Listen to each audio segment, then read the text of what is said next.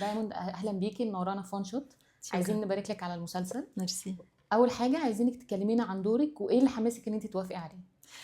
أنا بلعب شخصية ريما واللي حمسني أول شي تركيبة المسلسل كله. يعني لما قريت هيك حبيت الشخصيات كلها وتركيبة المسلسل والتريتمنت تبع الأحداث، هي كيف مركب. وريما بالأخص شخصية فيها لايرز كتير، لايرز نفسية وفيها تناقضات وصراعات نفسية وقصص هيك. أنا بحب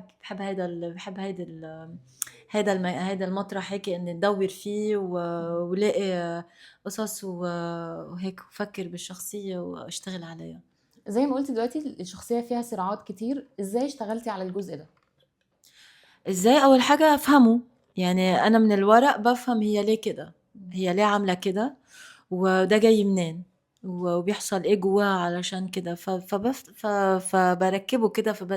في جزء نفسي برضو، يعني لازم افهم ساعات البعد النفسي بتاعها، هي بتتصرف ازاي كده. فلازم تبقي ملمة برضو، لو حاجات مش عارفاها تدوري، هي بتعمل ريسيرش وكده. فده جزء يعني. وبشتغل على التمثيل، ازاي اترجم ده وكده.